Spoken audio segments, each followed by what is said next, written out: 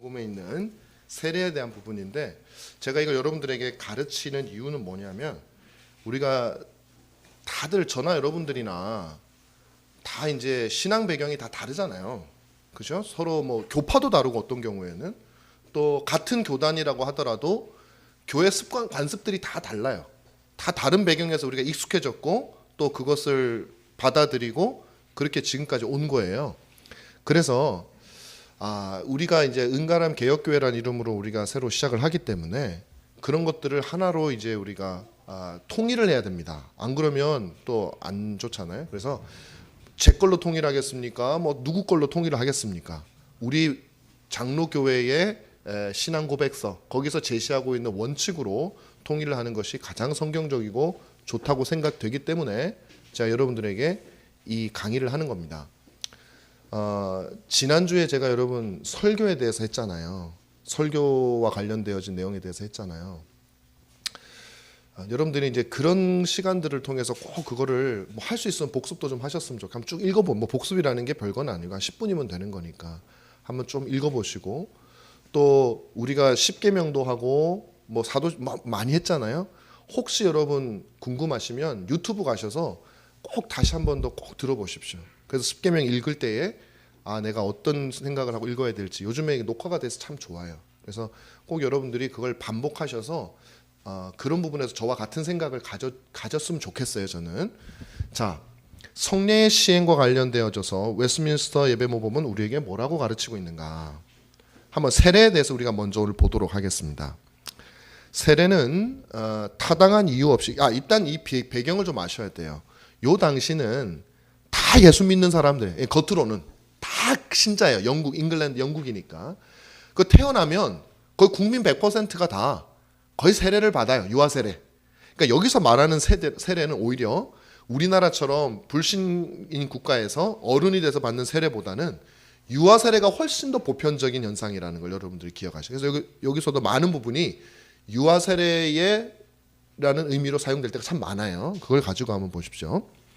자, 타당한 이유 없이 미루어서도 안 되지만 평신도가 집례해서는 안 된다, 그렇게 얘기를 해요. 왜? 그거는 옳지 않다라는 것이죠.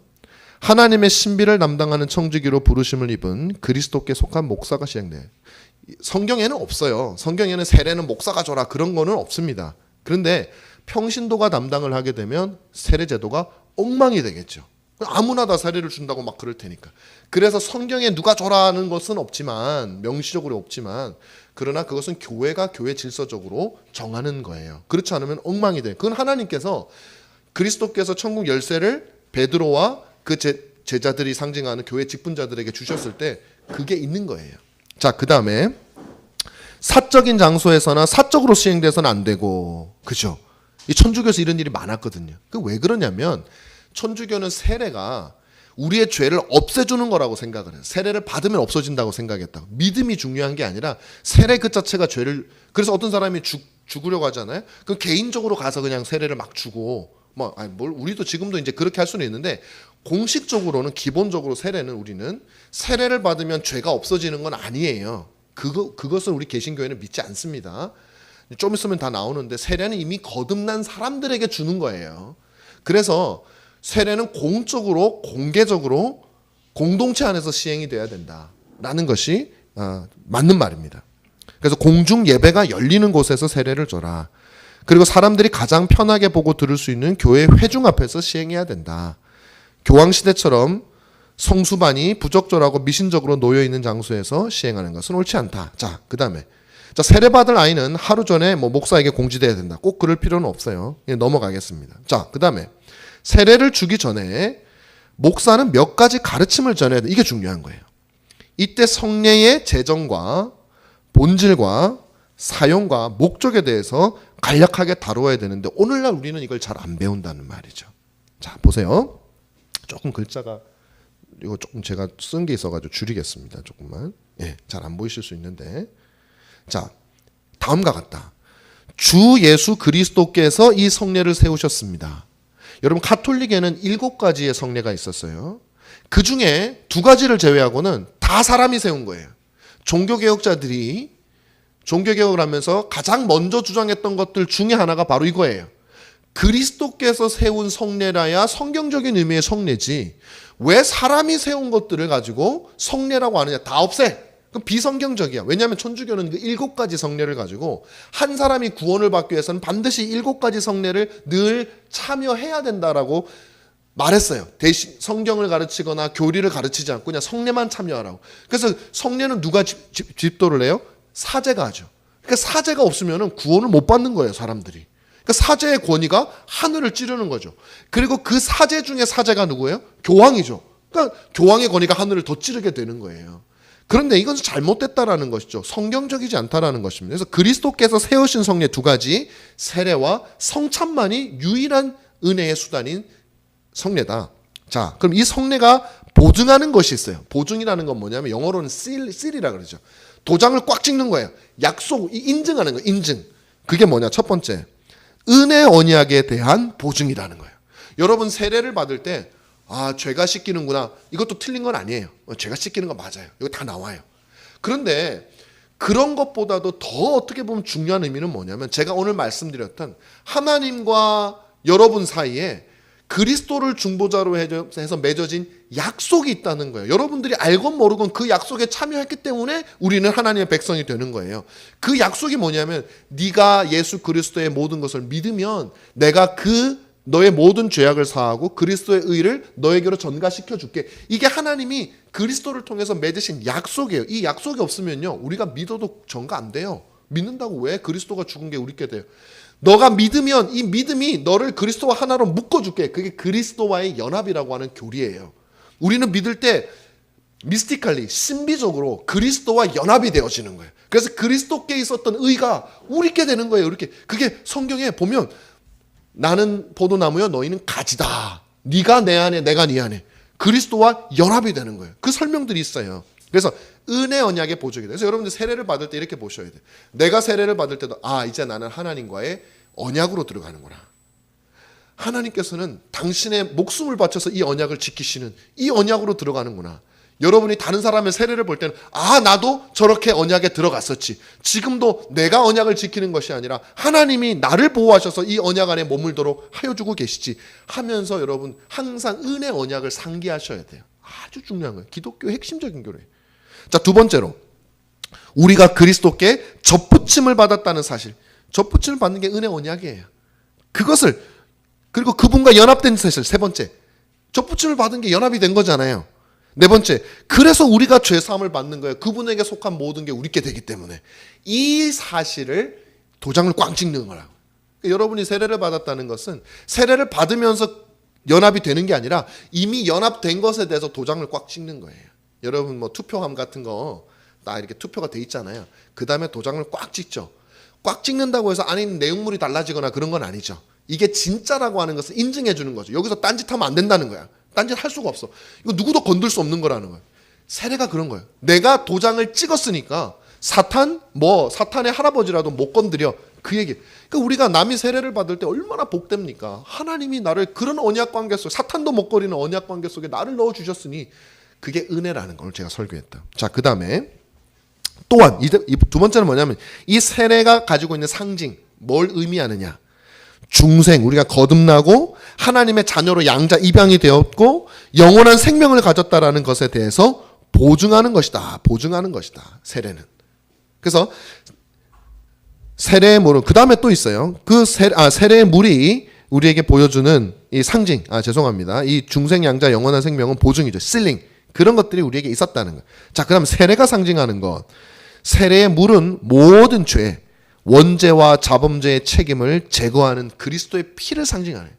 그리스도의 피가 여러분이 지은 죄뿐만 아니라 아담으로부터 내려오는 원죄와 그 부패함, 우리의 죄악된 본성까지도 싹 그 죄책감을 주님이 이 피가 다 쓸어준다는 것이죠. 자, 그 다음에 두 번째, 죄의 지배와 우리의 죄악된 본성의 부패에 대항하는 그리스도의 영에 거룩하게 하시는 미덕을 상징하는, 우리의 죄책만 없어지는 것이 아니에요.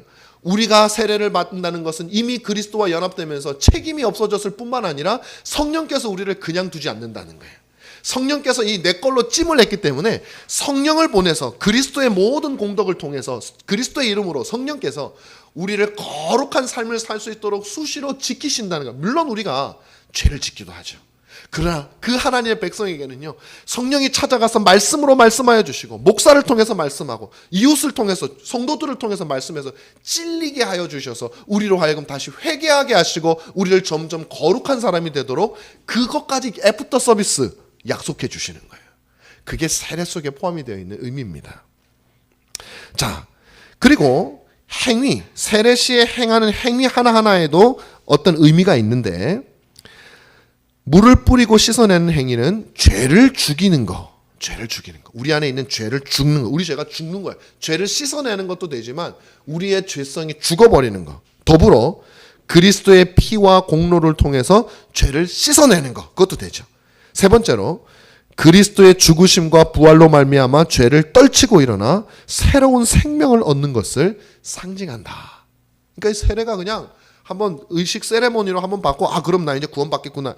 이런 세레모니가 아니라 그 속에 하나하나 속에 우리 신자에게 이루어진 엄청난 하나님의 은혜가 다 포함이 되어져 있고 우리에게 의무도 던져주는 거예요.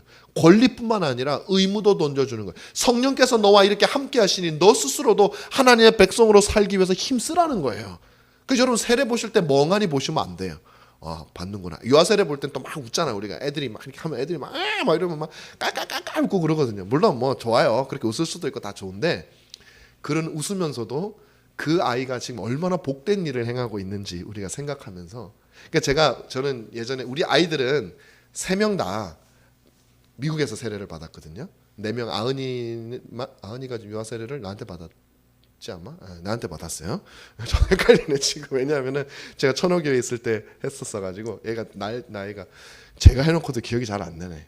자, 그런데 3명 아이들은 기억이 좀 선명하게 나요. 제가 아이들을 탁 안고 앞에 나오잖아요. 그 유아 세례를 이렇게 받잖아요. 그럼 여러 아이들이 같이 있어요. 그때 또 미국 사람들은 하얀 드레스를 입혀가지고 아이들을 최대한 예쁘게 하고 그래 우리는 뭐 없으니까 그냥 대충 갔죠. 다 하고 나니까 돌아서래요. 그러니까 유아 세례 받은 사람들이 한 3명 4명에게 딱 돌아서요. 딱 이렇게 서 있는데 온 교인들이 2층까지 있거든요. 다 일어서더라고요. 그러더니 우리를 향해서 시편 찬송을 불러주시는 거예요. 언약의 자손에 관련되어진 시편 찬송을 부르는데, 제가 그것을 거기는 교회 회원이 되려면은 6개월 정도 교육을 받아야 돼요. 매주 목요일 저녁마다. 그래서 우리의 멤버가 되었고, 이 아이는 부모에 의해서 자동적으로 우리 교회 회원이 되었기 때문에 언약 공동체로 묶여진 우리는, 그 아이는 너의 아이만이 아니라 우리가 공동체가 영혼을 책임져야 될 아이라는 의미로 찬양을 함께 부르는데 제가 굉장히 감격스럽더라고요. 정말 교회라는 곳이 이런 곳이지. 나 혼자 키우는 곳이 아니라 우리가 함께 양육하는 곳이지. 그래서 그 교회는요, 학교를 운영해요. 꽤 좋은 학교예요. 근데 그 학교가 보통 사람들이 교회 회원이 아닌 사람들이 다니려면요, 한 1년에 학비가 1,500만 원 정도 내야 돼요. 근데 교회 회원은요, 무료로 해줘요. 왜? 교인들이 헌금을 해요. 이 아이들은 우리 아이이기 때문에 그 아이의 영혼을 위해서, 육신을 위해서 양육을 우리가 같이 하는 거예요. 그래서 학비를 돈이 없는 사람들은, 돈이 많은 사람이 많이 내고 없는 사람은 안 내. 우리는 없어서 안 냈어요. 우리 애가 뭐 어쩔 수 없었어요. 조금씩 냈죠. 뭐 있을 때 조금 내고 그렇게 냈지.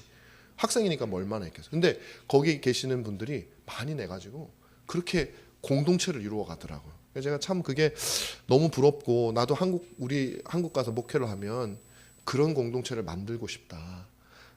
나만의 아이가 아니라 우리의 아이로 키울 수 있는 그런 공동체, 교제도 그래서 많이 해야 되고, 그런 생각을 했습니다. 자, 어쨌든 이런 일들이 있다. 자, 이 약속은, 그러면 이 세례는 누구에게 주는 것이냐? 이 약속은 누구에게 주어진 것이냐?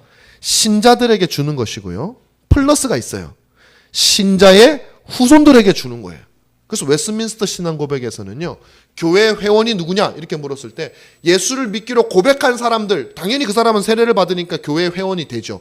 플러스 그들의 자녀들도 교회의 회원이라고 인정을 하는 거예요. 아직까지 자기 이름으로 신앙 고백을 못했고, 아직까지 자기 이름으로 그리스도를 알지 못하지만, 그러나 그 아이들도 교회의 회원이라고 보는 거예요. 왜? 언약에 따라서. 아브라함이 태어났을 때 아직까지도 아기였던, 아무것도 몰랐던 이삭에게 할례를 줌으로 이스라엘 백성으로 포함시키고 그 모든 가게를 포함시켰던 것처럼 하나님의 은혜는 일정 부분, 100%는 아니에요. 부모가 믿는다고 해서 자녀가 반드시 믿는 건 아니지만 그 자녀를 교회 회원으로 잠정적으로 간주를 합니다.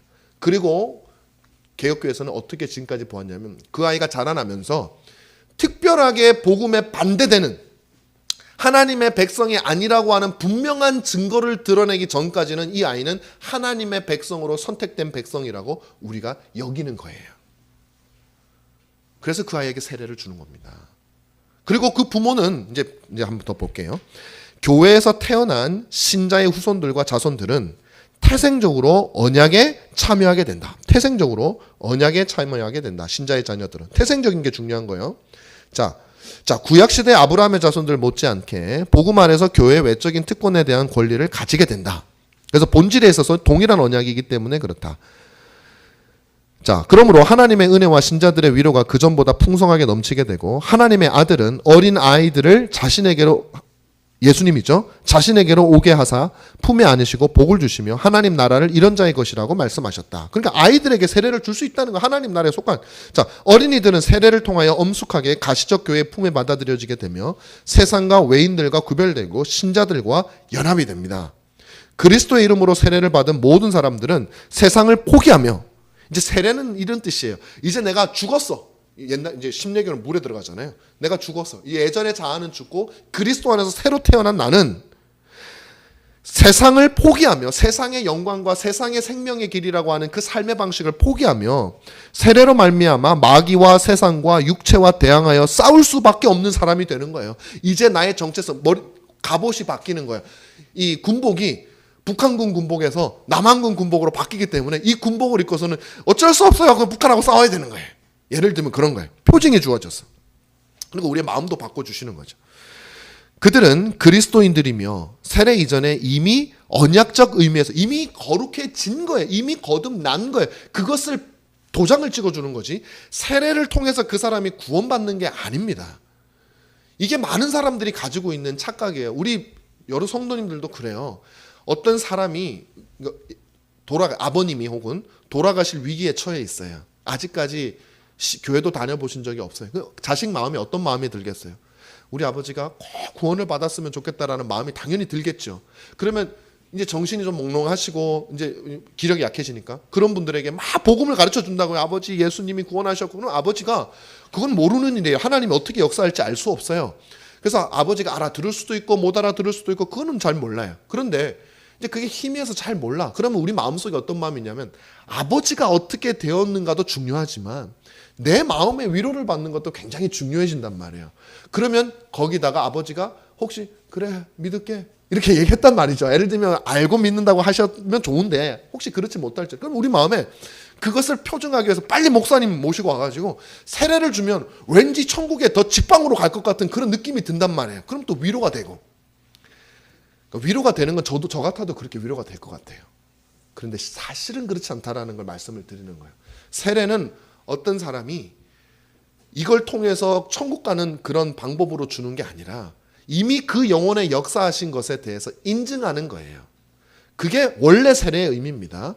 그러니까 여러분들이 세례를 갖다가 우리가 그래서 마치 천주교처럼 일단 죽어보자라는 것은 그런 어떻게 보면 오해가 좀 있기 때문에 그런 현상들이 우리에게 자꾸 나타나요. 그런데 잘못 그렇게 하게 되면 어떤 일이 발생하냐면 내가 거듭나지 않았음에도 불구하고 내가 세례를 받았기 때문에 나는 이제 구원받았어 라고 하는 착각이 일어나는 경우가 비일비재해요. 그래서 그 세례의 의미를 제대로 알지 못한 채 신자다운 삶을 살지 않는 거예요. 그게 저는 더 두려워요. 사실은 성도들이 오해하는 것이. 오늘도 제가 3가지 오해를 말씀을 드렸잖아요. 이 오해로 말미암아 참 진리로 나아가는 길을 오히려 막는 일들이 너무나도 많기 때문에, 그래서 저는 여러분들에게 우리 큰아들이 지금 세례를 받을 입교, 세례는 유아세례를 받았지만 입교할 시기가 지났어요. 나이로 따지면. 그런데 여기 있네 큰아들이. 자, 날 보고 있네요. 근데 얘한테 빨리 입교시키냐 마냐가 그렇게 중요하지 않아요. 저는 우리 아들이 하나님의 말씀을 바로 알고 자기가 진실로 고백하느냐, 그리고 그거에 대한 인증으로 입교를 하는 것이 저는 훨씬 더 중요하다고 생각을 해요. 그래서 그 전에 가르쳐주는 일들을 하는 게 더 중요하지, 행사 자체를 하는 것을 우리가, 그러면 남발이 돼요. 남발이 돼, 행사가 막. 그리고 교회 직분들도 그렇게 되는 경우가 많아요. 그러니까 시간이 흐르면 어떻게 되냐면 교회가 직분이나 성례나 모든 것이 사람들이 원하는 방향으로 막 남발이 돼요. 여러분 그 지금 대통령 선거할 때 보면요, 제일 많이 도는 게 뭐냐면 임명장이에요. 이재명 캠프, 윤석열 캠프, 특보라는 또 임명장은요, 한 몇백만 장을 발행한다네. 그 선거할 때 막 100만 장씩 발행한대요. 그러니까 아무나 막 주는 거예요. 그러면 어떤 일이 벌어집니까? 그 임명장이 아무 의미가 없어요. 누가 그거 보고 대단하다고 생각하지 않죠. 세례나 교회 직분이나 모든 것들이 성경적 근거 없이 될 때 하나님이 그것을 통해서 하시고자 했던 하나님의 뜻이 제한이 되어져 버려요. 그것이 의미가 없어져 버려요. 우리는 그것을 잘 생각해야 됩니다. 그게 로마 가톨릭 교회가 타락하게 되었던 그 기초도 바로 여기에 있어요. 자, 그래서 세례의 내적인 은혜와 덕은 세례가 시행되는 순간에 매이지 않고 그 순간에만 있는 게 아니라 그 이후에 우리의 삶의 여정 전체에 미치게 된다. 자, 오늘 여기까지만 할 텐데 하나만 더 하고 마칠게요. 여기 문제가 하나 있죠. 그래서 여기 제가 조금만 읽을게요. 외적인 세례 의식은 만약 받지 않을 경우 영아가 정죄의 위험에 처하게 되거나 이 성례가 시행될 수도 있는 장소와 시기에서 하지 못한다 하더라도 그 부모가 그리스도의 이 규례를 경멸하거나 소홀한 것이 아니라면 그들에게 죄를 물어야 될 만큼 그렇게 필수적인 것은 아닙니다 라는 거죠. 세례 안 받았다고 애가 막 정죄해서 지옥 가게 된다거나 그렇지는 않다라는 것이죠. 부모가 여러 가지 여건 때문에 못했을 때 막 정죄하고 그렇게 할 게 아니라는 거예요. 자, 요즘에 우리 교단에서, 우리 교단뿐만 아니라 한국 교회에서 점점 어떤 게 보편화되어 가고 있냐면 어린이 세례라고 하는 것이 보편화되어져 가고 있어요. 그게 뭐냐면 보통 우리가 만 2살까지를 세례 연령으로, 2살이 지금 정확하게 기억이 안 나요. 2살일 거예요. 만 2세까지를 세례 연령으로 보거든요. 그런데 2살부터 우리가 만 13세죠? 우리 교단이 그 14세예요. 그럼 우리 형준이가 이제 된 거네. 예. 만 14세가 되면 이제 그 입교를 하거나 세례를 받게 되는 연령인데 만 3살부터 만 13세까지 이 사이에 비잖아요. 그러니까 이 교회에서 고민을 한 거예요. 얘네들은 어떡하냐. 그래서 교회가 요즘에는 어떤 걸 하냐면 만 7세부터인가? 그 나이 때부터 어린이 세례라는 것을 만들어 가지고 그 만 7살, 초등학교 2학년, 3학년, 1학년, 2학년이죠. 1학년, 2학년짜리들한테 세례를 준다는 게 이제 우리 교단에서도 통과됐고 통합 측에서도 통과가 됐고 이제 거의 여러 교단들이 시행을 하고 있어요. 근데 이걸 우리가 어떻게 보아야 되느냐라는 문제가 발생하게 돼요. 다시 말하면 우리가 아이들에게 예를 들면 7살짜리 아이가 우리가 생각하는 바른 종류의 믿음을 가질 수 있을 것이냐. 예를 들면 7살짜리 아이가 부모가 예수를 믿는다면 그 아이에게 늦더라도 세례를 주는 게 신학적으로 충분히 가능할 수 있어요. 그거는 성경적 근거가 있어요. 유아 세례의 근거, 부모에 의해서 줄 수가 있는데 그렇지 않은 아이들에게 과연 7, 8살짜리 아이들이 자기 스스로 바른 믿음을 가질 수 있는 나이라고 우리가 보아야 되냐라는 차원의 문제가 발생하는 거예요. 그래서 그것이 가능하다 그래서 세례를 주면 저는 그럴 수도 있다고 봐요. 그건 우리가 판단하기 나름이니까 만약에 그렇게 준다면 성찬에도 당연히 참여하는 게 맞겠죠. 그런데 안타깝게도 통합 측은 차라리 그렇게 해요. 아이들에게 세례를 주고 성찬에도 참여를 시켜요. 근데 우리가 속한 교단은 제가 우리 교단을 비난한다기보다는 이건 지적을 해야 돼요. 아이들에게 세례를 줍니다. 부모가 안 믿어도 유아 세례가 아니에요. 그러니까 부모의 믿음으로 받는 세례가 아니에요. 자기 믿음으로 받는 세례를 주는 거예요. 근데 놀랍게도 이 아이들을 성찬에 참여를 안 시켜요. 그래서 저는 묻는 거예요. 아니, 아이들이 자기 믿음으로 세례를 받았다면, 부모의 믿음으로 받았다면 유아 세례니까 뭐 그럴 수 있는데 자기 믿음으로 받았다면은 세례를 받을 때 자기 믿음으로 받았으니 이미 믿음을 인친 건데 그러면 당연히 성찬에도 참여시켜야 되는데 성찬에는 안 된다 그러는 거예요. 그래서 제가 몇 번 문제 제기를 했어요. 왜 그러냐면 도대체 이 어린 아이들에게 주는 이 세례는 그럼 뭐냐 도대체. 성경에서 어떤 의미가 있는 세례냐. 부모 믿음으로 받는 세례냐 아니면 자기 믿음으로 받는 세례냐. 만약에 자기 믿음으로 받는다면 성찬에도 참여시켜야 되는데 왜 안 하냐. 알고 보니까 많은 동기가 그렇게 어린이 세례를 만드는 많은 동기가 이렇게 해야 아이들이 주일학교에서 뭐 세레모니를 해야 아이들이 뭐 신앙생활 더 잘한대더라. 뭐 교회를 떠나지 않는데더라. 그래서 성경에 근거가 없는 것을 우리 교단은 시행을 하게 돼버린 거예요. 저는 그게 왜 그것에 대해서 너무 마음 아파하냐면 그렇게 성경에 없는 것이 들어오게 된 것이 바로 로마 카톨릭 교회의 전통이었고 그것이 세월이 흘렀을 때 성도들의 신앙을 복음을 교회에서 몰아낸 거거든요. 그리고 우리 신앙의 선배들은 참된 교회의 세 가지 표지 마크라고 하면서 그 중에 하나를 신실한 성례의 시행에 성경에 나와 있는 대로 해야 된다는 것이죠. 그런데 우리 교단에서 하는 게 성경에 안 나오는 거예요.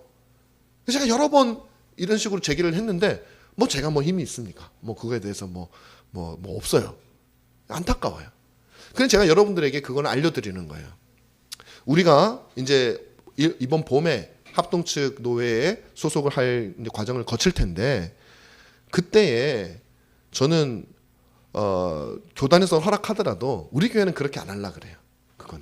그건 제가 볼 때 양심에 맞게 성경적이지가 않아요. 만약에 아이에게 차라리 성찬에 참여하든지 그러면 교회에서 그 아이의 신앙을 잘 점검해서 7세부터라도 얘가 너무 어려서 신앙의 조항을 잘 몰라. 그럼 세례를 안 줄 수 있는 거예요. 7살짜리, 8살짜리는.